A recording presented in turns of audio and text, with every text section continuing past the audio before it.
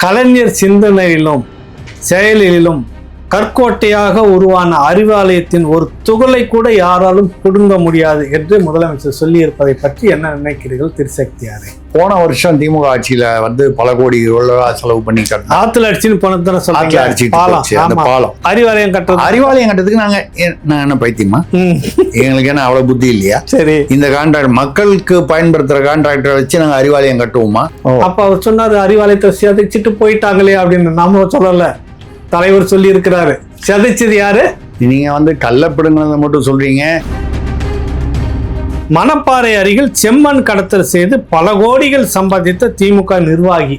இந்த திமுகவுடைய கொட்டம் நாளுக்கு நாள் அதிகரித்து வருகிறது திருசக்தியாரே. அவங்க குடும்பத்தை எல்லாம் வச்சுக்கிட்டாங்க. குடும்ப அரசியல், பாவம் துரைமுருகன் 86 வயசுல, அதெல்லாம் நம்ம அதை உள்கட்சி அரசியல் விட்டுருவோம். ஆனால் துணை முதல்வர் என்பது நீங்க கொண்டு வந்ததுக்கு காரணம் முதல்வருக்கு அவர் உதவியாக இருக்க வேண்டும்.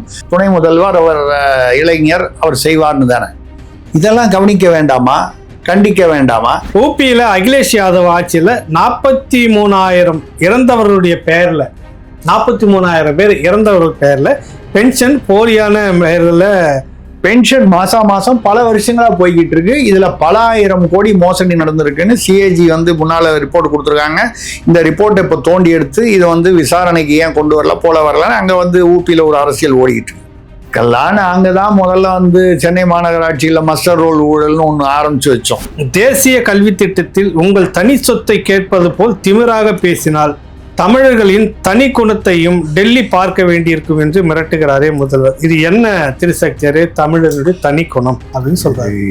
அடைந்தால் திராவிட நாடு, இல்லையேல் சுடுகாடுன்னு சொன்னோன்னா நேரு ஒரு கடிதாசு போட்டாரு. இது பிரிவினைவாதத்துல வரும், உங்களை உங்கள் மீது சட்டபூர்வமாக நடவடிக்கை எடுக்க முடியும்னு அறிஞர் அண்ணா அவர்களுக்கு உடனே மாநிலத்தில் சுயாட்சி, மத்தியில் கூட்டாட்சின்னு மாத்திக்கிட்டாரு. நாங்கள் கைது போட்டுருவோம் அந்த எம்ஓயூல அப்படின்னு சொல்லும்போது போட்டுருவாங்க அப்படின்னு சொல்லி அந்த பணத்தை 2 வருஷம் கொடுத்துட்டாங்க. 3வது வருஷமும் கையெழுத்து போடாமல், அதாவது எம்ஓயூவை கையெழுத்து போடாமல் இவங்க அதை அலைக்கழிக்கும் போது கையெழுத்து போட்டு பணத்தை வாங்கிக்கன்னு சொன்னாங்க. இவ்வளவுதான் நடந்தது.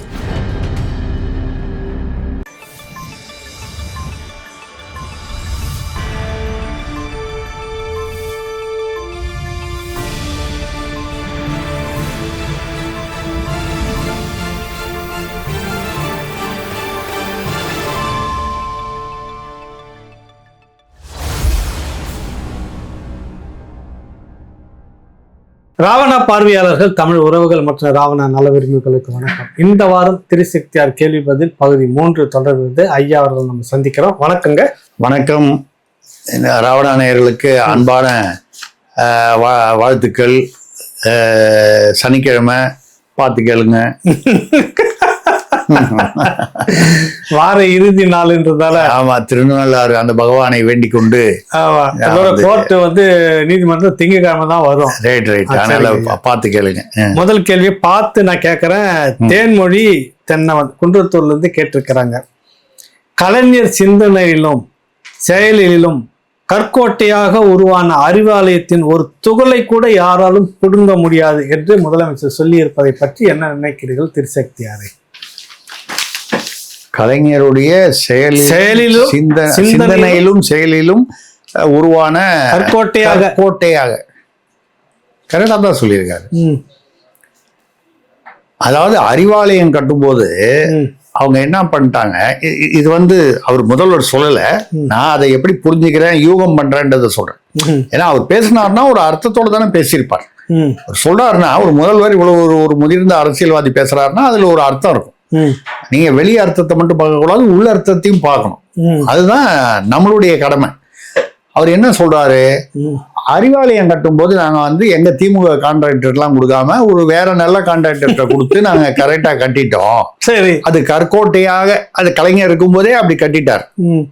நல்ல கான்ட்ராக்டரா கொடுத்து, அதாவது மக்களுக்காக பொதுப்பணித்துறையில வழக்கமா கொடுக்குற கான்ட்ராக்டர் எல்லாம் இல்லாமல் நிஜம் கான்ட்ராக்டர்கிட்ட கொடுத்து நாங்கள் கற்கோட்டை மாதிரி கட்டிட்டோம், அதனால உங்களால ஒரு தோலை கூட கொடுக்க முடியாது. மக்களுக்காக நாங்க ஒரு பள்ளிக்கூடம் போனா அப்படி சொல்லணும்னா விழும். அப்புறம் ஒரு ஐஏஎஸ் அதிகாரியோட போகும்போது டொடுக்குன்னு பள்ளத்துல விழுவோம். இந்த வீடியோ எல்லாம் பார்த்தோம். அப்புறம் வந்து கொள்ளிடத்துல பாத்தீங்கன்னா அந்த வெள்ளம் வந்தபோது, மழை வெள்ளம் வந்தபோது ஒரு இதுவே அடிச்சுட்டு போயிடுச்சு. உங்களுக்கு ஒரு வீடியோ அனுப்பியிருந்தா அதை நீங்க பார்க்கல. விழுப்புரம் பக்கத்துல கோலியனூர் ஊராட்சின்றதுல ஒரு கிராமம் ஒண்ணு 18 லட்சம் ரூபாயில குளத்தை வந்து சீர்படுத்தி இருக்கிறாங்க. குளத்தை தூர்வாரன்னு சொல்லிட்டு தண்ணி நிக்குது, பார்த்தாக்கா ஒரு அடியில நிக்குது தண்ணி, தூர்வாரல.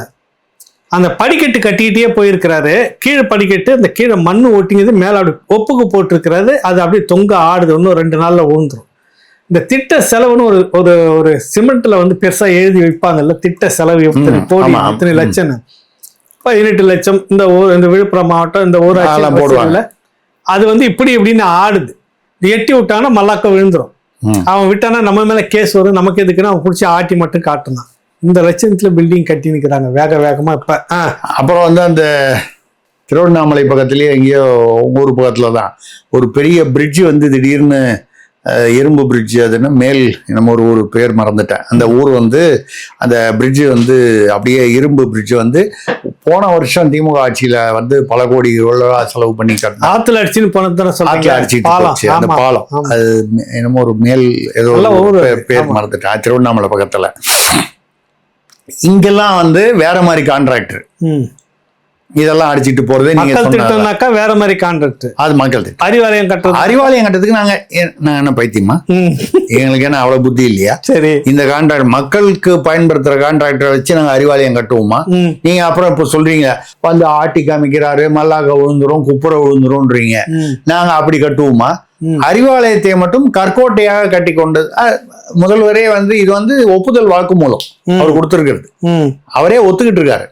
அறிவாலயத்தை மட்டும் நாங்க வந்து ஒரு வேற இங்க இருந்து நான் நினைக்கிறேன் வேற மாநிலத்தில இருந்து ஏதாவது கான்ட்ராக்டரை கூப்பிட்டு வடக்கத்திய இப்ப நமக்கு வந்து ஒரு வழக்குன்னு வச்சுங்களேன். தமிழ்நாட்டுல எவ்வளவு பெரிய வழக்கறிஞர்கள் இருந்தா கூட, அறிவுஜீவிகள் வந்து நம்ம கட்சி சார்ந்தவர்கள் இருந்தா கூட, நம்ம என்ன செய்யறோம்? சுப்ரீம் கோர்ட்ல போகும்போது கபில் சிபல், அபிஷேக் மனு சிங்வின்னு ஒன்று ஞாபகம் வருது. அவர் வந்து அயோத்தி வழக்கு நடந்துச்சுல்ல, அந்த முன்னால பாபர் மசூதி அயோத்தி வழக்கு. அப்போ வந்து அவர் தான் வந்து காங்கிரஸ் சார்பாக, அப்போ இருந்த மன்மோகன் அரசு சார்பாக இதுல உச்ச நீதிமன்றத்துல வந்து அவர் தான் வாதாடுறாரு. அபிடவிட் மன்மோகன் சிங் அரசு கொடுக்குது. என்ன கொடுக்குது? ராமர் என்பவர் வந்து ஒரு கற்பனை கதாபாத்திரம், அது ஒரு கதை. அதனால வந்து அவருடைய இடம், பிறந்த இடம் அயோத்தின்றதெல்லாம் வந்து பம்மாத்து டுபாகூருன்ற மாதிரி ஒரு அபிடவிட் கொடுத்து அதை வந்து அவர் தான் வந்து வாதாடுறார். அவர் உச்ச நீதிமன்ற வழக்கறிஞர், சீனியர் வழக்கறிஞர். இப்போ முந்தா நேத்து பார்த்தேன், அவர் நேர போய் சரையு நதியில வந்து காவி வேட்டிலாம் கட்டிட்டு, நான் கூட பார்த்தேன் காவி வேட்டி கட்டணும்னு பிஜேபியில சேர்ந்துட்டாரோன்னு பார்த்தேன். இல்ல அந்த ஒரு பக்தி ஆர்வத்துல அவர் வந்து காவி வேட்டி, காவி ஜீப்பா போட்டுக்கிட்டு அங்க நல்ல நெத்தியில சந்தன குங்குமம் எல்லாம் வச்சுக்கிட்டு, என்ன பார்க்காதீங்க, நான் அதனால இல்லை, நான் எப்பவும் வைக்கிறதா, நான் வேஷம் போடுறது இல்லை, எப்பவும் இப்படிதான். அங்க போய் குளிச்சுட்டு அயோத்தி கோயிலுக்கு போய் அந்த கற்பனை கதாபாத்திரமான அதாவது ராமர் அந்த கோயில்ல போய் விஐபி தரிசனம். ஏன்னா அவர் பெரிய உச்ச நீதிமன்ற வழக்கறிஞர், அவர் எம்பியாலாம் இருந்திருக்காரு. எம்பி கூட ராஜ்யசபா எம்பின்னு நினைக்கிறேன், இல்லை முன்னால இருந்தாரு என்னமோ. அவர் வந்து எதுக்காக சொல்றாருன்னா, இப்படி அபிஷேக் நாங்க வந்து என்ன பண்ணுவோம், இங்க வந்து நாங்க எவ்வளோ படித்த பெரியாரால் வந்து கல்வி அறிவு பெற்ற எல்லாருமே, தமிழ்நாட்டில் கல்வி அறிவு பெற்றவங்க எல்லாருமே, நிர்மலா சீதாராமன் உயரமானது ஒரு, நான் நினைக்கிறேன் அவங்க வந்து அதுக்கு முன்னால குள்ளமா இருந்து அதுக்கப்புறம் ஏதோ ஒரு 1.5 இன்ச் உயரமா வந்தாங்க. அதுக்கு காரணம் பெரியார் தான் சொல்லி தயாநிதி மாறன் பேசினாருன்னு போன இதுல எபிசோட்ல நம்ம பேசணும் இல்லையா? அந்த மாதிரி எத்தனையோ பேர் உயரமானதுக்கு, உச்சத்துக்கு போனது, இந்த மாதிரி பேண்ட் போட்டதுக்கு, இந்த மாதிரி கல்வி கட்டதுக்கெல்லாம் காரணம் ஈவேரா தான். உங்களுக்கு தான் அந்த தெரியுமா அந்த ரகசியம்? அதனால வந்து அவர் என்ன அறிவாலயத்துல ஒரு துகள் அறிவாலயம் முடியாது அப்படின்னு சொல்லும்போது, நாங்க வந்து வெளியில அறிவாலயம் கட்டுறதுக்கு நாங்க வந்து டெல்லியில இருந்தோ எங்க இருந்தோ வந்து கான்ட்ராக்டர் கூட்டு வந்திருப்போம். சரி, அந்த அறிவாலயத்திலயும் ஒருத்தர் புடுங்கி இருக்கிறாருன்னு கதையை சொல்லி முடிச்சிடலாமா? என்ன அறிவாலயத்தில் இந்த ஒரு துகளை கூட புடுங்க முடியாதுன்றால அந்த அறிவாலயம் கட்டுறதுல புடுங்கிட்டாங்க, பகுதியா பேத்தாங்க. சன் டிவி இருந்துட்டு இருந்தது. ஆமா, 2 பேரும் சண்டை போட்டுக்கிட்டாங்க. தினகரன் அலுவலகம் எரிஞ்சது மதுரையில, 3 பேர் கொளுத்தப்பட்டார்கள். ஆமாமா, யாரா இருந்தாலும் நான் வந்து அவங்க தானா கொளுத்திக்கிட்டாங்க. தானா தானா கொளுத்திக்கிட்டாங்க. அது வந்து இந்த கொலையாளிகளை நான் சும்மா விட மாட்டேன்னு அங்க போய் நின்று கலாநிதி மாதம் தயாநிதி மாதம் சபதம் விட்டாங்க. 2 பேருக்கும் மோதல் வந்துச்சு. யாருக்கு? கலைஞருக்கும் மாறன் குடும்பத்திற்கு. பார்த்தலாம் உன்னால ஆச்சு என்ன பெரிய முட்டு மோதல் நடந்துகிட்டு இருக்குது. தனி கட்சி இந்த மாதிரிலாம் பிளான் பண்ணாங்க. அந்த நேரத்துல இந்த அறிவாலயத்தை விட்டு நீ கிளம்பு அப்படின்னு தலைவர் சொல்ல, இவங்க அங்க மேல புதுசா கட்டிட்டு இருந்தாங்க எம்சிஆர் நகர் அடையாறுல. அந்த பெரிய பிரம்மாண்டமான அது ஆத்தோரம் கட்டப்பட்டது. அது என்ன இருக்கட்டும், கட்டிட்டாங்க. அங்கிருந்து போகும்போது பகுதி அங்கங்க உடச்சி சிதலமா காலி பண்ணிட்டு, ஆனா அப்பயும் முழுசு விட்டு போனா நல்லா இருக்கு. அதெல்லாம் அறிவாலயம் முழுக்க மேல் மாடி. அப்ப அவர் சொன்னாரு, அறிவாலயத்தை சிதைச்சிட்டு போயிட்டாங்களே அப்படின்னு. நம்ம சொல்லல, தலைவர் சொல்லி இருக்கிறாரு. சிதைச்சது யாரு? இல்ல குடும்பம். அது மட்டும் இல்லாமல் நீங்க வந்து கள்ளப்பிடுங்கிறத மட்டும் சொல்றீங்க. கீழே அறிவாலயத்துல வந்து ஒரு பக்கம் கூட்டணி பேசிக்கிட்டு ஒரு பக்கம் வந்து ரெய்டு விட்டதெல்லாம் கதையெல்லாம் சரித்திரம் அப்படி இருக்குதுன்ற நம்ம அறிவாலயத்திய அரசும் போது அதுக்கு பதிலா கல்லையே புடுங்கி இருக்கலாம். ஏற்கனவே சிதைச்சிட்டாங்க. நம்ம மாறன் குடும்பமே அறிவாலயத்துல சிதைச்சாச்சு, புடுங்கியாச்சு, துகள்லாம் புதுசா ஒருத்தர் வேணான்னு சொல்ல வரோம். ஆமா, அதனால வந்து அண்ணாமலை பாஜக அதாவது நம்ம வந்து நம்ம ஏன் அவங்களுடைய உள்கட்சி விஷயத்துக்குள்ள நம்ம போக கூடாது. சரி, அவங்க வந்து ஏதோ டெல்லி கான்ட்ராக்டர் எங்கேருந்தோ வெளியே வட மாநிலத்துல இருந்து வரவழைச்சு அவங்க வந்து அறிவாலயம் கட்டியிருக்காங்க. அது கற்கோட்டை. இது வந்து பொதுப்பணித்துறை மக்களுடைய இது பிரிட்ஜு சாலை இந்த குளம் இதெல்லாம் வந்து உள்ளூர் கான்ட்ராக்டரை வச்சு நாங்கள் வழக்கம் போல பண்ணிடுவோம். அதெல்லாம் விழுந்துரும். அது யாரும் நீங்கள் இப்படி தோன்ற இப்படி பள்ளியில் வந்து போட்டிங்கன்னா கூட மேலேருந்து கூரை பேர்ந்து விழும். இப்படி செவுத்த நோண்டிங்கன்னா கையோட வரும். தார் ரோட்டில் இப்படின்னீங்கன்னா மறுநாளே வந்து பள்ளம் தோன்றும். இல்லை, இவ்வளோ மோசமான ஒரு கட்டட அமைப்பு போயிட்டு இது கேவலமாக இருக்குது. இந்த கவர்மெண்ட் அதை பற்றி கண்டுக்காத, இந்த மாவட்ட நிர்வாகம் அதை பற்றி கண்டுக்காத, ஏன் அவங்க உடனடியாக அந்த மாவட்ட நிர்வாகம் சம்பந்தப்பட்டவங்க நடவடிக்கை எடுத்து உள்ள போகணும்? இல்லை அந்த மாவட்ட ஆட்சியரை தூக்கி போடாம எதுக்கு நிர்வாகம் பண்ணிட்டு இருக்கிறீங்கன்னு அங்கேயாவது தூக்கி ஒரு நடவடிக்கை எடுத்து. ஒரு கோபம், தார்மீக கோபம் யாருக்கும் இல்லாம போச்சு பாத்தீங்களா? இல்ல அது வந்து மக்கள் தான் காரணம். அப்படிப்பட்டவர்களை மறுபடியும் வந்து நீங்க தேர்ந்தெடுத்து காரணம். இல்ல ஒரு சின்ன உதாரணம் சொல்லி முடிச்சிடறேன். இந்தோனேஷியால 18 வருஷம் இருந்தா உங்களுக்கு தெரியும். அங்க வந்து ஒரு பெரிய ஒரு பிரிட்ஜ் கட்டுறாங்க. அந்த பிரிட்ஜ் பெரிய மிக பிரம்மாண்டமான அந்த சாலை, நம்ம டிராஃபிக் அதிகமாக இருக்குன்னா மேலே ஒரு எக்ஸ்பிரஸ் வே மாதிரி ஒரு பாலம் கட்டுவாங்க. அந்த மாதிரி பெருசாக கட்டுறாங்க. அவங்க அங்கே வந்து சிஸ்டமே அப்படின்னா பகலில் கட்ட மாட்டாங்க. நைட்டு 9 மணிக்கு வேலை ஆரம்பித்து காலையில் 6 மணிக்கு முடிச்சிருவாங்க. ஏன்னா மக்களுக்கு தொந்தரவு இல்லாமல் இருக்கும். அந்த சத்தமோ அதுவோ சத்தம் கூட வந்து முடிந்தவரை வந்து அதனால வந்து ஒரு பெரிய பாதிப்பு இல்லாமல் டிராஃபிக் இல்லாத போது போக்குவரத்து குறைவாக இருக்கக்கூடிய அந்த 9 மணிக்கு மேலே இதெல்லாம் பண்ணுவாங்க. ஒரு தென்கொரிய நிறுவனத்துக்கு அதை வந்து கான்ட்ராக்ட் விட்டுருந்தாங்க. அது மிகப்பெரிய ஒரு பாலம், ஃப்ளைஓவர்னு நம்ம சொல்றோம், ஜெமினி பாலம் மாதிரி. ஜெமினி பாலத்தை போல ஒரு 8 மடங்கு 10 மடங்கு நீளம் அதிகமாக இருக்கு. அது திடீர்னு அது கட்டும்போது ஒரு தூண் சரிஞ்சு விழுந்து ஒரு 6 தொழிலாளர்கள், இந்தோனேஷிய தொழிலாளர்கள், கான்ட்ராக்டர் தென்கொரியாவில் இருந்தா கூட தொழிலாளர்கள் உள்ளூர்ல தானே, அவங்க இறந்துட்டாங்க. உடனே அந்த அந்த அந்த கம்பெனியோட தலைமை நிர்வாகி, மேனேஜிங் டைரக்டர் அங்க இந்தோனேஷியாவில், அவங்க அந்த இன்ஜினியர், சீஃப் இன்ஜினியரு ஒரு 4-5 பேரை பிடிச்சி நைட்டா பிடிச்சி ஜெயிலில் வச்சுட்டாங்க. வச்சுட்டு மிச்ச பணம் எதுவுமே உங்களுக்கு வந்து ரிலீஸ் பண்ண மாட்டேன். இப்போ உதாரணமா ஒரு 100 கோடி ரூபா அந்த பாலான்னு வைங்க, இது வரைக்கும் 50 கோடி வாங்கியிருக்காங்க. இப்போ அது சரிஞ்சு வந்துச்சு. இதை சரி பண்ணி நீ பாலத்தை முழுசா கொடுக்கணும். ஏன்னா அவன் ஒரு பேங்க் கேரண்டி கொடுத்துருப்பான். சரி, வழக்கமா அந்த கான்ட்ராக்ட்ல வந்து ஒரு கேரண்டி கொடுத்துருப்பான். நான் அந்த கேரண்டியை வந்து உடனே இது பண்ணிட்டாங்க. அதாவது பேங்க்ல அந்த கேரண்டியை நான் என்கேஷ் பண்றோம்னு சொன்னா அந்த பணத்தை வந்து இப்போ 100 கோடினா 100 கோடி அரசாங்கத்துக்கு போயிடும். இவன் 50 கோடிக்கு தான் கட்டியிருக்கான். மிச்சம் 50 கோடியும் கட்டணும். கட்டிட்டு 6 மாதம் அது வந்து பயன்ல இருந்து எந்த பிரச்சனையும் இல்லைன்னா தான் அந்த மீதி காசு உனக்கு வந்து அவன் மக்களுக்கான அரசாங்கம் நடத்துறாங்க. இங்க நீங்க யாருக்காக இது நடத்துறீங்க? நாங்க எங்கள் மக்களுக்காக நடத்துகிறோம். அதுதான் வித்தியாசம். வீர கதிரவன், புதுக்கோட்டை. மணப்பாறை அருகில் செம்மண் கடத்தல் செய்து பல கோடிகள் சம்பாதித்த திமுக நிர்வாகி. கவனிங்க, திமுகவுடைய கொட்டம் நாளுக்கு நாள் அதிகரித்து வருகிறது. திருசக்தி யாரு? அவர் மணப்பாறையில வந்து அவர் ஒன்றிய செயலாளர் யாரோ ஆரோக்கியசாமி என்னமோ திமுக நிர்வாகி. ஏற்கனவே ஒரு 100 குடும்பத்துல விவசாய விளைநிலத்துல வந்து அவர் வந்து என்ன பண்றாரு, அதை வந்து அவங்ககிட்ட வந்து அவங்களை மிரட்டி அவங்ககிட்ட விலை பேசி விற்கிற மாதிரி ஒரு அக்ரிமெண்ட் போட்டார். அவங்களுக்கு முழுசா பணமும் கொடுக்கல. அக்ரிமெண்ட் போட்டு ஏதோ ஒரு டோக்கன் அட்வான்ஸ் கொடுத்துட்டு ஏன் அதை பண்றாருன்னா, அங்க அதிகமா அந்த ஏரியால செம்மண் இருக்கு. இந்த செம்மண் வந்து வெளி மாநிலங்களுக்கு கடத்துனா நிறைய பணம் வருது.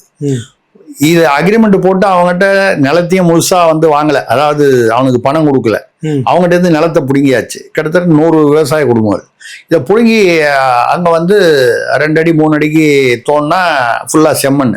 இந்த பொக்லைன் இயந்திரம் வச்சு இதை எடுத்து இந்த செம்மண்ணை கடத்தி இருக்கிறார் எங்க மணப்பாறை பக்கத்துல. இது வந்து ஏதோ நம்ம வந்து இவர் அதை கேட்கிறாரு, இது வந்து சாதாரண நிகழக்கூடியது. அப்புறம் வந்து நாங்கள் வந்து பிரச்சனை வந்ததுன்னா திமுக நிர்வாகினா உடனே வந்து நிர்வாகின்னு சொல்லுவோம், இல்லை அனுதாபின்னு சொல்லுவோம், சார்பானவர்னு ஒருத்தர் சொல்லுவாங்க, தம்பின்னு ஒருத்தர் சொல்லுவார். இப்போது கும்பகோணத்தில் பார்த்தீங்கன்னா ஒரு இதுக்கெல்லாம் உதாரணங்கள் சொல்கிறேன். ஆதி கும்பேஸ்வரன் கோயில்னு இருக்குது. அந்த கோயிலுடைய அந்த மாட வீதியில் ஒரு திமுக நிர்வாகி அவர் வந்து அங்கே வந்து ஏதோ ஒரு கோவிந்தராஜே நம்ம பேர் ஃபுல்லாக மப்புல வந்து அவர் ஏதோ அவருக்கு என்ன யார் பேர்ல குடும்பத்தில் பிரச்சனையா இல்லை யாருக்குல பிரச்சனைன்னு தெரியல, இல்லை கட்சி பிரச்சனையா, ஏதோ ஒரு அது ஃபுல்லாக ஸ்பிரிட்ல ஊக்கபானம் சாப்பிட்ருக்காரு, உற்சாகபானம். அதனால வந்து அங்கே இருக்கிற மோட்டார் சைக்கிள் அது இது கடெல்லாம் அடிச்சு உடைச்சு ஒரே ஆளா அடிச்சு உடைச்சி மோட்டார் சைக்கிள்லாம் நிற்குது, எல்லாத்தையும் பிடிச்சி கீழே தள்ளி இந்த மாதிரி வந்து அதகாலம் அந்த யானை வந்து திடீர்னு இந்த கூட்டத்துக்குள்ள பூந்தா எப்படி ஒரு வரும் அந்த மாதிரி பண்ணிட்டு ஒரு சைக்கிள் வந்து அது மேல ஏதோ பாரத்தோட நிறுத்தி வச்சிருக்காங்க. அதை பிடிச்சி தள்ளினாரு பாருங்க. தள்ளின வேகத்துல இவர் மேலேயே விழுந்துருச்சு, இவர் மாட்டிக்கிட்டாரு. 4 பேர் வந்து இந்த சைக்கிளை தூக்கி இவரை வெளியே எடுக்க வேண்டிய ஒரு பரிதாபமான சூழ்நிலை. யார் அவரு? திமுக நிர்வாகி. அப்புறம் வந்து பாத்தீங்கன்னா கிருஷ்ணகிரியில SC நவாப்னு அவர் தான் நகர செயலாளர். அங்க உள்ள தூய்மை பணியாளரை தரக்குறைவா சாதியை சொல்லி இழிவாக, அப்படி சொல்லும் போதே என்னன்றது உங்களுக்கு புரியும். சாதியை இழிவாக பேசி அவர் வந்து திட்டி இருக்காரு. திட்டினது மட்டும் இல்லாம அங்க அந்த ஆணையர் இருக்காருல்ல கிருஷ்ணகிரி நகர அந்த கமிஷனர், மாநகராட்சி கமிஷனர், அவருடைய ரூம்ல அந்த கிளாக் மாட்டிருக்காரு பாருங்க, அதுக்குள்ள ஒரு ரகசிய கேமரா வச்சிருக்காரு. என்னன்னா எல்லா டீலிங்லயும் இவருக்கு கரெக்டா கமிஷன் வருதா இல்ல அந்த கமிஷனர் அவரு தனி ரூட் போட்டு இவருக்கு சொல்லாமையே தனியா வசூல் பண்றாரா? என்ன டீல் பண்ணாலும் அவருக்கு கட்டிங் போனோம், கட்டிங் கரெக்டா விசுவாசமா வருதா இல்லையா அப்படிங்கறத கண்காணிப்பதற்காக இந்த டைம் இது இந்த கிளாக் வால் கிளாக் இருக்கு பாருங்க, அதுக்குள்ள வந்து வச்சிருக்காரு. இவர் யாரு? திமுக நிர்வாகி, நகர செயலாளர். இதுதான் திமுகவின் கொட்டம் அடங்காதான்னு நாளுக்கு நாள் அதிகமாயிட்டு இருக்கு. யாரும் வந்து முதல்வருக்கு வந்து வயதாகி விட்டது, அவருக்கு இப்போ உடல் இது நலம் சரியில்லை, அவர் இதெல்லாம் ஏதோ ஒரு சில காரணங்கள்னால அவருக்கு நிர்வாகத்துக்கு துணை போவதற்காக தானே ஒரு துணை முதல்வர்னு ஒருத்தர் வச்சாங்க. அவங்க குடும்பத்தை எல்லாம் வச்சுக்கிட்டாங்க. குடும்ப அரசியல் பாவம் துரைமுருகன் 86 வயசுல, அதெல்லாம் நம்ம அதை உள்கட்சி அரசியல் விட்டுருவோம். ஆனால் துணை முதல்வர் என்பது வந்து நீங்க கொண்டு வந்தது காரணம் வந்து முதல்வருக்கு அவர் வந்து உதவியாக இருக்க வேண்டும். முதல்வர் வந்து அவருக்கு பணி சுமை அதிகமாக இருக்கலாம், இல்லை உடல் ரீதியான பிரச்சனைகள் இருக்கலாம். அதனால வந்து துணை முதல்வர் அவர் இளைஞர், அவர் செய்வார்னு தானே. இதெல்லாம் கவனிக்க வேண்டாமா? கண்டிக்க வேண்டாமா? ஏன் கண்டிக்க முடியல? நான் வந்து என் முதுகுல வந்து கரை இருக்கும்பொழுது நான் வந்து இன்னொருத்தனை பார்த்து வந்து கரை இருக்குன்னு சொல்ல, கருப்பா இருக்குன்னு சொல்ல முடியாது. இதுதான் வந்து அதனால இவங்களும் வந்து இவர்களால் கண்டிக்க முடியாத நிலைமையில் இருக்கிறார்கள். இதனால வந்து ஒரு மாவட்டத்திலையும் ஒரு பகுதியிலையும் வந்து திமுகவினருடைய நிர்வாகிகள் இவங்களுடைய அட்டகாசம் கொட்டம் அதிகமாக இருக்கிறது. மக்கள் தான் பதில் சொல்ல வேண்டும். பார்க்கணும். சாமுவேல் ராஜன் பழவந்தாங்கல்ல இருந்து கேட்கிறாருங்கய்யா, ஊபியில அகிலேஷ் யாதவ் ஆட்சியில 43,000 இறந்தவர்களுடைய பெயர்ல 43,000 பேர் இறந்தவர்கள் பெயர்ல பென்ஷன் போலியான பெயர்கள்ல போலியான பெயர்கள்ல ஏதோ லட்சம் பேர் வந்து பென்ஷன் என்று பல ஆயிரம் கோடிகள் மோசடி செய்து வெளிப்பட்டு இருக்கிறது. அதாவது அகிலேஷ் யாதவ் ஆட்சியில இருக்கும்போது அது இப்பதான் கண்டுபிடிச்சிருக்காங்க. அவர் ஆட்சி முடிஞ்சு யோகி ஆதித்யநாத் வந்து பல வருஷங்கள் ஆச்சு. பட் இந்த CAGன்னு இந்திய தணிக்கை தணிக்கைத்துறை. பண்ணுவாங்க இல்லையா, ஆமா. அதுல பண்ணும்போது பார்த்தா இந்த பென்ஷன் கொடுக்குறாங்க பாருங்க, இதுல ஏற்கனவே செத்து போனவன் 43,000 பேர், அவன் உயிரோட இருக்கா மாதிரி கணக்காமிச்சு அரசு ஊழியர் பென்ஷன் அப்படின்னா அது எங்க போகுது, ஏதோ அந்த பேர்ல போலியான பேர்கள் போயிட்டு இருக்கு. அப்புறம் ஒரு 4 லட்சம் பேர் வந்து இந்த பென்ஷனர் யார், பென்ஷன் போகுது போயிருக்கு, அவன் யாருன்னு பார்த்தா எல்லாமே அதாவது அந்த மாதிரி அட்ரஸ்ல ஆளே இல்லை, ஏதோ ஒரு குப்சாமி ராமசாமின்னு போட்டு ஒரு அட்ரஸ போட்டு இப்படி அதுல ஒரு 43,000 இல்ல ஒரு 4 லட்சம் கிட்ட 5 லட்சம் பேருக்கு பென்ஷன் மாசம் பல வருஷங்களா போய்கிட்டு இருக்கு. இதுல பல ஆயிரம் கோடி மோசடி நடந்திருக்குன்னு சிஏஜி வந்து முன்னால ரிப்போர்ட் கொடுத்துருக்காங்க. இந்த ரிப்போர்ட்டை இப்ப தோண்டி எடுத்து இதை வந்து விசாரணைக்கு ஏன் கொண்டு வரல போல வரலன்னு அங்க வந்து ஊபியில ஒரு அரசியல் ஓடிக்கிட்டு இருக்கு. இதுக்கெல்லாம் நாங்க தான் முதல்ல வந்து சென்னை மாநகராட்சியில மஸ்டர் ரோல் ஊழல்னு ஒண்ணு ஆரம்பிச்சு வச்சோம். நாங்க பெற்றது மறந்துடுச்சுல சென்னை மக்களுக்கு, இளம் தலைமுறைக்கு நாங்க கத்து கொடுத்ததை வச்சுக்கிட்டு இந்த உத்தரப்பிரதேசக்காரங்க எல்லாம் அகிலேஷ் யாதவ் எல்லாம் ஏதோ தொப்பி கிப்பி மாட்டிட்டு வந்துட்டாங்க. அவங்க எல்லாம் வந்த உடனே நீங்க என்னமோ அகிலேஷ் யாதவ் எல்லாம் வந்து அடுத்தது பிரதமரா வருவாரான்லாம் யாருகிட்ட கத்துக்கிட்டீங்க, எங்க கத்துக்கிட்டீங்க? எல்லாம் நாங்க வந்து குரு வந்து நாங்க தான் இங்கதான் இருக்கோம். இந்தியாவுக்கே முன்னோடி நாங்கள். இந்தியாவுக்கே பல ஆசிரியர்கள் பேராசிரியர்கள் தமிழ்நாட்டில் இருக்கிறார்கள். இந்தியாவுக்கே ஆசிரியர்கள் பேராசிரியர்கள் எல்லாம் திராவிட ஆசிரியர்கள் பேராசிரியர்கள் இருக்கிறார்கள். இந்தியாவுக்கே நாங்க எப்படி ஊழல் பண்ணணும்னு கத்துக் கொடுத்துருக்கோம். எங்களை பார்த்து அவங்க டெவலப் பண்ணிக்கிறாங்க, அவ்வளவுதான். கட்டட சொத்துரிமை எங்களுக்கு, காப்புரிமை எங்களுக்கு, காப்புரிமை எங்களுக்கு. ஆமா, கண்டிப்பா அது திமுகவை சேர்ந்ததுதான் காப்புரிமை. அது எப்படி ஊழல் செய்யறதுங்கிறது வந்து அவங்க ட்ரேட்மார்க்கு. அதை அப்பப்போ அவங்கவுங்க காப்பி அடிச்சு கொஞ்சம் கொஞ்சம் மாத்திக்கலாம். மகேஷ் பாபு லால்குடி, தேசிய கல்வி திட்டத்தில் உங்கள் தனி சொத்தை கேட்பது போல் திமிராக பேசினால் தமிழர்களின் தனி குணத்தையும் டெல்லி பார்க்க வேண்டியிருக்கும் என்று மிரட்டுகிறாரே முதல்வர். இது என்ன திருசக்தியரே தமிழர்களுடைய தனி குணம்? எது என்ன தேசிய கல்வி திட்டத்துல அது தனி சொத்தை கேட்கற மாதிரி மிரட்டுறீங்களே அப்படின்னு நாங்க கேட்கறதுக்கு வந்து தமிழர்களுடைய போர்க்குணத்தை டெல்லி ஒன்னும் பார்க்க வேண்டியது இருக்கும் அப்படின்னு சொல்றாரு. அடைந்தால் திராவிட நாடு இல்லையேல் சுடுகாடுன்னு சொன்னோன்னா நேரு ஒரு கடிதாசு போட்டாரு. இது வந்து பிரிவினைவாதத்துல வரும், உங்களை வந்து உங்கள் மீது சட்டபூர்வமாக நடவடிக்கை எடுக்க முடியும்னு அறிஞர் அண்ணா அவர்களுக்கு உடனே வந்து மாநிலத்தில் சுயாட்சி மத்தியில் கூட்டாட்சின்னு மாத்திக்கிட்டாரு. அடைந்தால் திராவிட நாடு அதோட முடிஞ்சு போச்சு. சரிங்களா? இதுதான் தமிழின் இவங்க சொல்ற தனி குணம், போர் குணம். அதே மாதிரி இங்க வந்து கோபேக் மோடி அப்படின்னு கருப்பு பலூன் விட்டுட்டு அங்க போய் கதவை தாப்பா போட்டு காலில் விழுறது, இது வந்து வழக்கமான நம்மளோட தமிழனின் இந்திய எதிர்ப்பு போராட்டம் மறந்துடுச்சு அவங்களுக்கு. ஆமா, இது வந்து இருக்கு. எப்படி இருந்தது இப்போ அந்த குணம் திரும்ப இல்ல. இந்த PM ஸ்ரீ அதுதான் அந்த பிரச்சனை. அந்த PM ஸ்ரீங்கிறது அந்த ஒரு தேசிய கல்விக் கொள்கையில இத வந்து தமிழ்நாடு அரசு எவ்வளவு மக்களை ஏமாற்றுகிறது என்பதற்கு இது ஒரு பல உதாரணங்களில் இது ஒரு உதாரணம். தேசம் முழுக்க வந்து ஒரு தேசிய கல்விக் கொள்கைன்னு பாஜக அரசு கொண்டு வந்தது. அது 2019 முதல்ல ஒரு டிராஃப்ட், அதாவது வரைவு வந்து முதல்லயே வந்து சட்டத்துக்கு கொண்டு வந்தாங்க 2019க்கு முன்னால. அதுல என்ன பண்ணாங்கன்னா மும்மொழி திட்டம் அப்படின்னு சொல்லி ஒரு மொழி ஆங்கிலம், ஒரு மொழி அந்தந்த மாநில மொழி. இப்ப தமிழ்நாட்டுலன்னா தமிழ், கன்னடனா உதாரணமா. மூன்றாவது மொழி வந்து இந்தி அப்படின்னு சொல்லி 2019 வரைவு திட்டத்துல இருந்தது. சட்டமாக்கப்பட வேண்டிய, ஆனா சட்டமாக்கல. அந்த வரைவு திட்டம் வந்து எல்லா சர்வ கட்சிகளும் அதை வந்து அதை பண்ணாங்க. ஜாயிண்ட் பார்லிமெண்டரி கமிட்டி, கூட்டு பாராளுமன்ற குழு எல்லாம் போட்டு விவாதம் பண்ணி அவர்களுடைய அப்ஜெக்ஷன், அதோடைய இதெல்லாம் என்ன மாற்றங்கள்லாம் சொல்லி இதுக்கப்புறம் என்ன பண்ணாங்கன்னா இப்ப அந்த PM ஸ்ரீ திட்டத்துல என்ன கொண்டு வந்திருக்காங்கன்னா, இந்த விஷயத்துல வந்து சீமான் அவர்களுடைய ஒரு இது கூட ஸ்டேட்மெண்ட் கூட பார்த்தேன் நான் வந்து. அதுல வந்து அவர் சீமான் வந்து சரியாக அதை புரிந்து கொள்ளவில்லை என்பது என்னுடைய தாழ்மையான கருத்து. ஏன் அப்படின்னு கேட்டா, தமிழ்நாடு என்ன சொல்லுது, இருமொழி கொள்கை. நடிகர் சத்யராஜ் கூட பேசியிருக்காரு, அவனுக்கு 2 மொழி படிக்கிறதுக்கே இங்க டைம் இல்லை மாணவர்களுக்கு. மொத்தம் வந்து தமிழ்நாட்டுல வந்து கிட்டத்தட்ட ஒரு 57 எத்தனை வந்து பேர் மாணவர்கள் இருக்காங்கன்னு பாத்தீங்கன்னா ஒரு 52,000 மாணவர்களோ என்னமோ வந்து தனியார் பள்ளியில இருக்காங்க. ஏறக்குறைய அது 57,000 வந்து தனியார் பள்ளியிலையும் ஒரு 52,000 பேர் வந்து அரசு சார்ந்த பள்ளிகள், அதாவது அரசு உதவி பெறும் பள்ளிகள்ல இருக்காங்க. சரிங்களா? இப்போ இந்த தனியார் பள்ளிகள் எல்லாமே திமுக குடும்பம் நடத்தும் 4 பள்ளிகள், திமுக அமைச்சர்கள் நடத்தும் கிட்டத்தட்ட ஒரு 18-20 பள்ளிகள்லாம் சேர்த்து அங்க எல்லாம் இந்த மும்மொழி திட்டம் வந்து இருக்கு. அந்த மும்மொழி திட்டத்துல இந்தி இருக்கு, சமஸ்கிருதம் இருக்கு. சமஸ்கிருதம் இருக்கு. இந்தி இல்ல, இந்தியை தாண்டி சமஸ்கிருதமும் இருக்கு, ஜெர்மன் பிரெஞ்சு இதெல்லாமும் இருக்கு. மும்மொழி திட்டம்.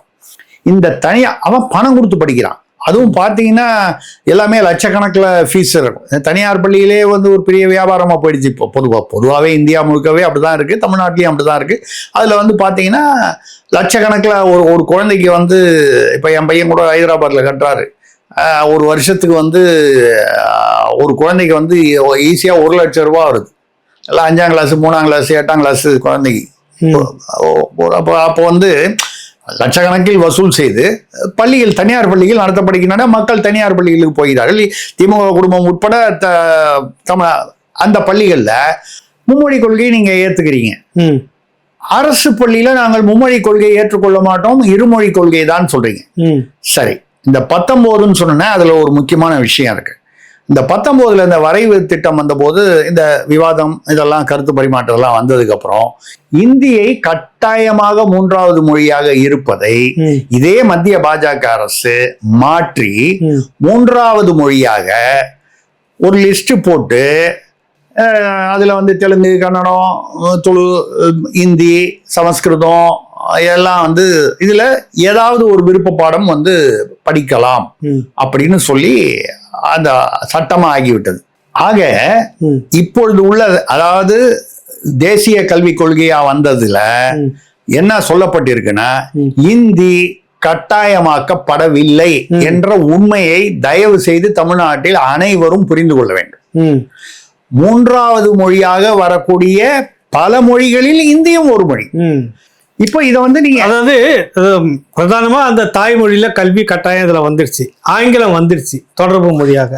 பிறகு 3வதாக பல மொழிகள், அதாவது அரபிக் இருக்காங்க, உருது இருக்கு, அதுல சமஸ்கிருதம் இருக்குது, ஹிந்தி இருக்கு, இன்னும் மத்த மாநில மொழி. இப்ப இதை வந்து கொஞ்சம் எங்க மாறுபடுவோம் அப்படின்னு கேட்டீங்கன்னா, இப்ப இந்தி பேசும் மாநிலங்களில் வந்து அந்த தாய்மொழியின் 2வது வரக்கூடிய மொழி வந்து இந்தியாவே வந்துடும்.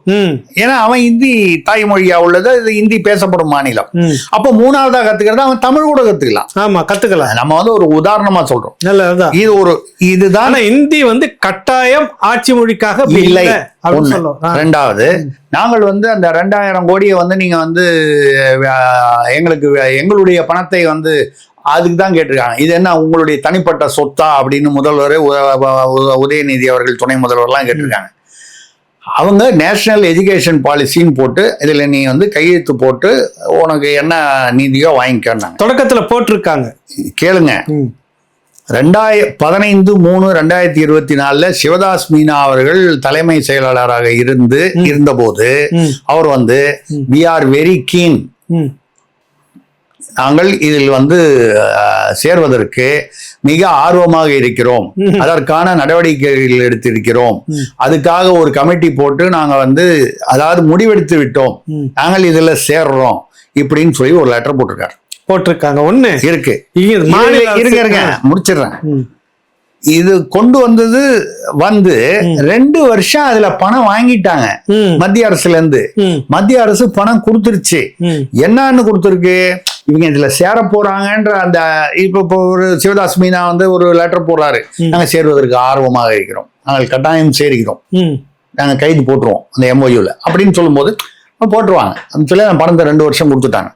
3வது வருஷமும் கையெழுத்து வந்து போடாமல், அதாவது MOUவை கையெழுத்து போடாமல் இவங்க வந்து அதை அலைக்கழிக்கும் போது கையெழுத்து போட்டு பணத்தை வாங்கிக்கன்னு சொன்னாங்க. இவ்வளவுதான் நடந்தது.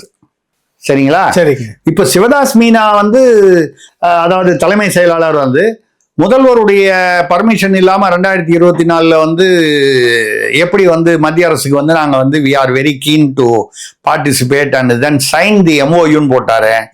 அப்ப 2 வருஷம் வந்து நாங்க கையெழுத்து போடுறேன்னு சொல்லி அதை ஏமாத்தி நம்ம சொல்லக்கூடாது, சொல்லி அவர்களை வந்து எப்படியோ மத்திய அரசு பண்ணது பணத்தை வாங்கினீங்களே. இப்ப மக்கள்கிட்ட வந்து நாங்க எவ்வளவு பணம் வாங்கணும் 2 வருஷம் அப்படிங்கறத பத்தி ஏதாவது பேசுறாங்களா? 2000 கோடி தமிழர்களுடைய பணம், எங்களுடைய வரி பணம், எங்களுக்கு அதை கொடுக்கலன்னா எங்களுடைய போர் குணம், தனி குணம் அப்படின்லாம் பேசுறீங்க. நான் எடுத்து பார்த்தேன், இந்த நேஷனல் எஜுகேஷன் பாலிசியில எல்லாரும் பேசுறாங்களே, இதுல என்னன்னு போட்டிருக்குன்னா, நீங்க கூகுள்ல போய் அந்த விக்கிபீடியால போய் நேஷனல் எஜுகேஷன் பாலிசியை நான் டவுன்லோட் பண்ணி ஃபுல்லா படிச்சேன். தெளிவா போட்டிருக்கு, 3rd லாங்குவேஜ், 3வது மொழி இந்தி கட்டாயம் இல்லைன்னே சொல்லியிருக்காங்க. அதுல ஒன்றும் வழவழா குழவழான்னு கூட இல்லை, இந்தி கட்டாயம் இல்லைன்னு சொல்லப்பட்டிருக்கு. ஆனால் இந்தியை வந்து படிக்கலாம். இதுல இன்னொரு டெக்னிக்கல் விஷயம் இருக்கு. நீங்க எங்க அரசு இதை பத்தி நம்ம எங்க தனியார் பள்ளியில தான் ஏற்கனவே கத்துக்கிட்டு இல்ல. இது ஏன் இந்த கவர்மெண்ட் இப்படி ஏமாத்துது? இதுக்கு முன்னாடி இந்த கல்விக்குழுன்னு நம்ம மாநிலத்துல வந்து ஒரு கமிட்டி போட்டாங்க, ஜவஹர் நேசன் சொல்லிட்டு ஒரு பெரிய கல்வியாளர். அந்த அவரு வெளியில வந்து என்ன பேட்டி கொடுத்தாரு, மத்திய அரசினுடைய அந்த புதிய கல்விக் கொள்கை திட்டத்தை அப்படியே இந்த மாநில அரசு காப்பி பேஸ்ட் பண்ணி மாத்தி கொண்டு வர போகுது, இதுல எனக்கு உடன்பாடு இல்லைன்னு அவர் வெளியில வந்துட்டாரு.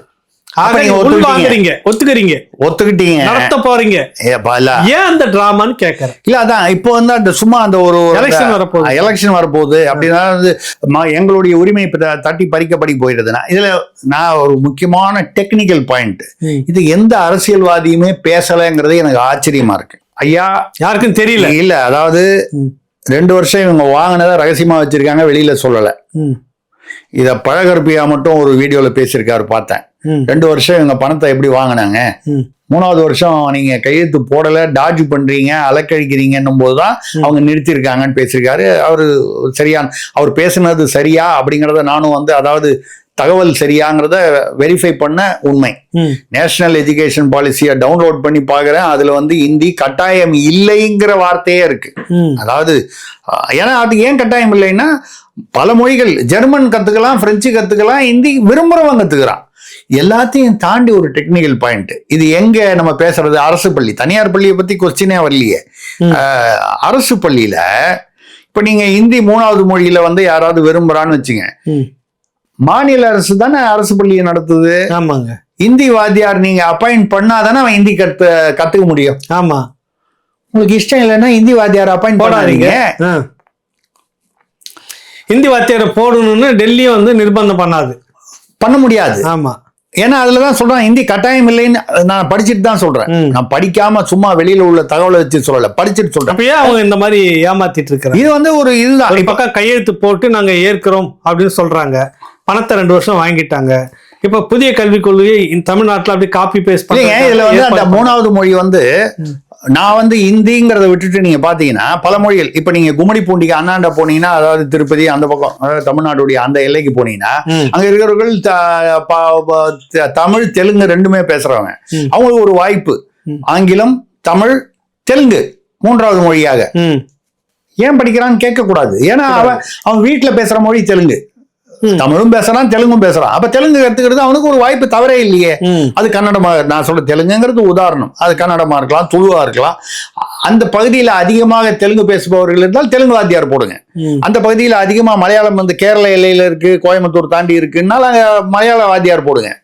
இப்ப அதே மாதிரி நீங்க சவுகார்பேட்டையிலயோ இல்ல திருப்பூர்லயோ வட இந்தியர்கள் அதிகமாக மாணவர்கள் இருக்கக்கூடிய பகுதிகளில் வந்து இந்தி போடுங்க. விருப்பப்பட்டவங்க படிக்கிட்டேன், எல்லாரும் படிக்கணும்னு அவசியம் இல்லை.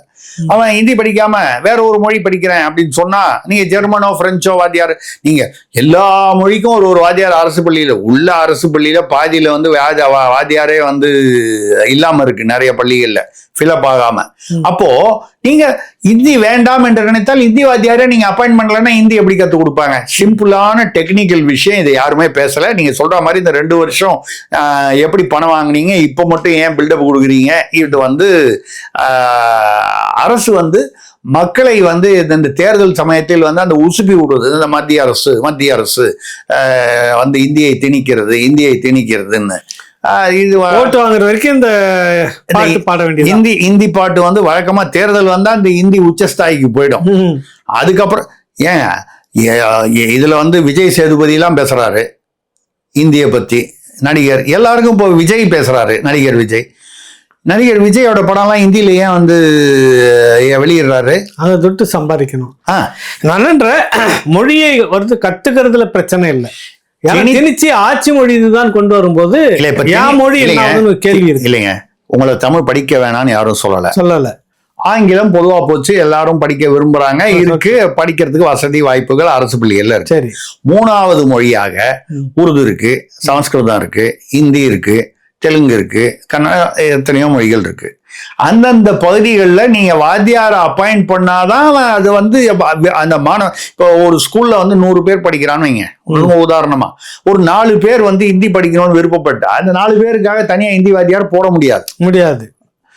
அதே சமயம் 40 பேர் அங்க வந்து ஹிந்தி விரும்பக்கூடிய ஒரு மாணவர்கள், அவன் எந்த ஜாதி, எந்த மதம், எந்த இனம் சேர்ந்தவனா இருந்தாலும் அதிகபட்சமாக அங்க ஹிந்தி பேசக்கூடிய இல்ல விரும்பக்கூடிய ஆட்கள் இருந்தால் நீங்க ஹிந்தி வாத்தியார் போட வேண்டி வரும்.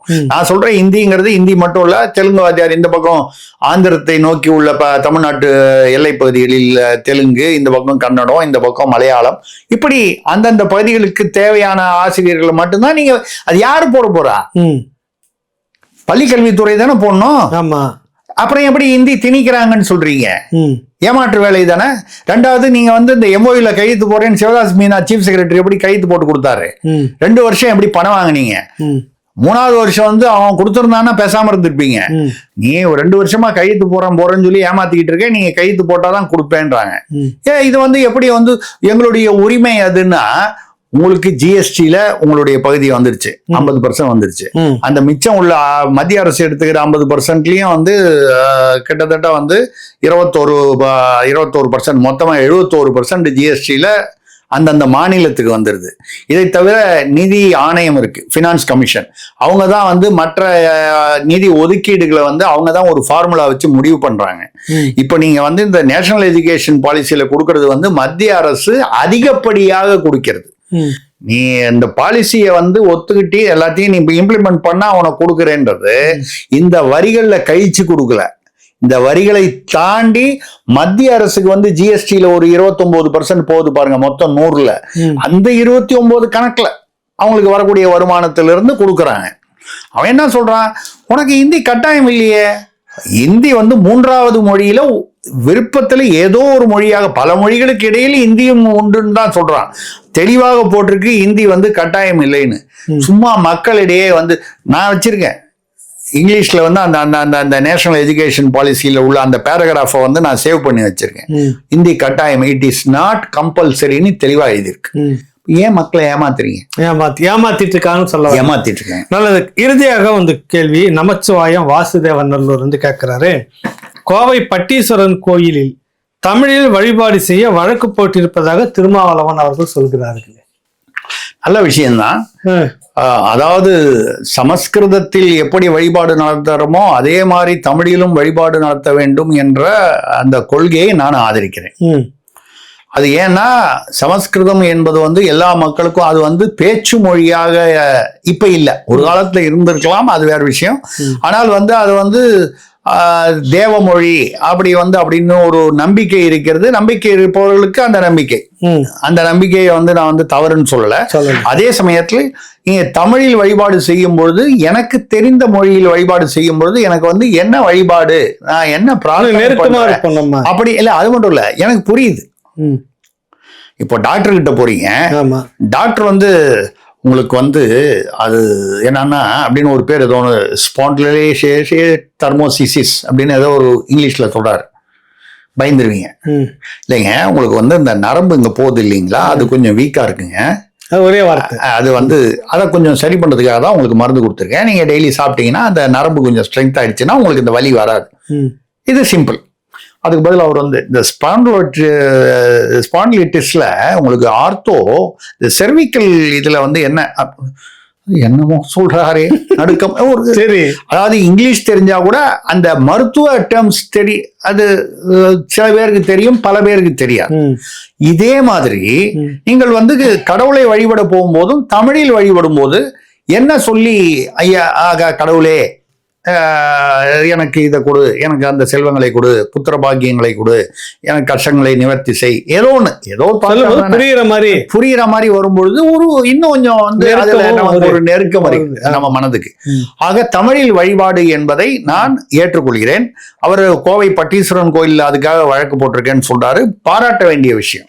ஆனா ஒரே ஒரு கேள்வி மட்டும் கேட்டுறேன், இது ஏன் இந்த இந்து மதத்துக்கு மட்டும் பள்ளிவாசல்களில் வந்து அரபு மொழிக்கு பதிலாக தமிழில் வந்து வழிபாடு அதுவும் இப்ப பேச தொடங்கி இருக்கிறாங்க. தமிழில் வந்து நீங்க ஓதுங்க, தமிழ்ல வந்து யார் திருமாவளவன் அவர் பேசல, குரல் வருது, இப்ப குரல் வருது. நான் கேட்கறது திருமா ஏன் சொல்லலன்னு கேட்கிறேன். நீங்க திருமாவை பத்தி தானே கேள்வி கேட்டீங்க, வேற யாரோ குரல் வர்றதை பத்தி நீங்க கேள்வி கேட்கல. நீங்க கேட்ட கேள்விக்கு தான் நான் பதில் சொல்லுவேன். ஏன் அவர் அதை கேட்க மாட்டிருக்க, அது ஏன் கேட்க மாட்டேங்கிறாருன்னு சொல்றேன். நான் என்ன சொல்றேன், நான் அதை வந்து நீங்க வந்து தமிழ்ல வழிபாடு கேட்கறத நான் வந்து எதிர்க்கவில்லை, அதை குறை சொல்லவில்லை, விமர்சனம் செய்யவில்லை, 100% ஆதரிக்கிறேன்னு சொல்றேன். அதான் பேசுறீங்க இப்ப, அதுதான் சொல்றேன். பிற மொழிக்கு நீங்க ஏன் வந்து பிற மதத்துக்கு பேச மாட்டேன்றீங்க? எங்கேயோ அரபு நாட்டுல இருக்கிற மொழியை வந்து இங்க வந்து நீங்க வந்து இப்ப எல்லாருக்கும் வந்து நீங்க வந்து இங்க உள்ள இஸ்லாமியர்கள் யாருமே அரபு வழி வந்தவர்கள் இல்ல, நமது தமிழ் சகோதரர் இங்க இருந்து மதம் மாறும், தமிழ்ல இருந்து அவங்களை நீங்க வந்து உருதுல வந்து நீங்க பேசினீங்கன்னா உருதுல வந்து சில பேருக்கு புரியும், சில பேருக்கு புரியாம இருக்கும்.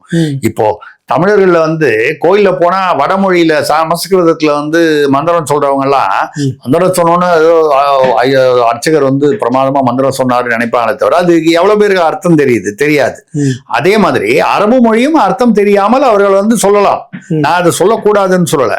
ஆனா அந்த இடத்துலயும் நீங்க வந்து தமிழ்ல வந்து கடவுள் அல்லாஹ் வேணா வந்து இறக்குமதி செய்யப்பட்டவராக இருக்கலாம், இயேசு வேணா இறக்குமதி செய்ய ஜெருசலேத்துல இறக்குமதி. நான் சொல்றது என்னன்னா இந்த தமிழ்நாட்டிலோ பரவிய மதம், வெளியிலிருந்து இங்க பரவிய மதம். கடவுள் வந்து இப்போ முருகரோ வேற யாரோ இங்க நம்ம தமிழ் கடவுள்னு சொல்ற மாதிரி இல்ல. அவங்க ஜெருசலேத்துல அவரு பிறந்தாரு, அல்லாஹ் வந்து அவரும் அந்த பாரசீகத்துல சோ அப்படி பிறந்ததாக அவர் கருதப்படுபவர். அங்கிருந்து வந்தது அந்த மதம், அங்க வந்தது அந்த கடவுள் அந்த மதத்தை சார்ந்தவர். அப்ப ஏன் தமிழ்ல அதை கேட்க மாட்டேன்றீங்க? அப்ப இது வந்து நீங்க அரசியலுக்காக செய்வது தவறு. பொதுவாக எல்லா வழிபாட்டு தலங்களிலும் தமிழ் வந்து முக்கியத்துவம் கொடுத்து தமிழ் வந்து வழிபாட்டு முறை அப்படின்னு சொன்னால் 100% அதை ஏற்றுக்கொள்ள வேண்டியது. அவர்களுமே அந்தந்த மதத்துக்காரங்களுமே அதை ஏற்றுக்கொள்வாங்க. இல்ல இஸ்லாமியர்கள் ஏற்றுக்கொள்ள மாட்டார்கள், அப்ப இந்துக்கள் மட்டும் ஏற்றுக்கணும்னு எப்படி எதிர்பார்க்கறீங்க? நியாயம், சமூக நீதி, சமத்துவம் என்றால் எல்லா மதத்திற்கும், எல்லா இனத்திற்கும், எல்லா மொழியினருக்கும் ஒன்னா இருக்கணும்.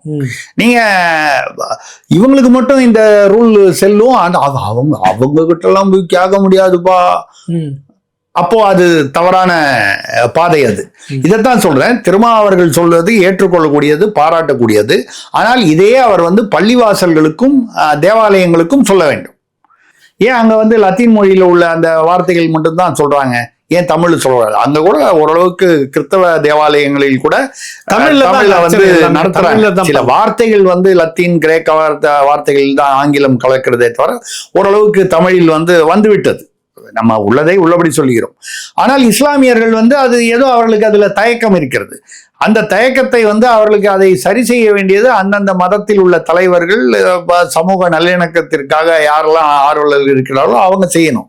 ஏனென்றால் நம்ம மதத்தால் நாம் வேறுபடலாம், ஆனால் இனத்தால் நாம் அனைவரும் தமிழர்கள். அதுதான் வச்சு பார்க்கணும், நம்ம அதைத்தான் பார்க்கணும். நல்லது, நிறைய விஷயங்கள் பேசியிருக்கீங்க. நம்ம மீண்டும் அடுத்த வாரம் சந்திப்போம். நன்றி, மிக்க நன்றி, வணக்கம்.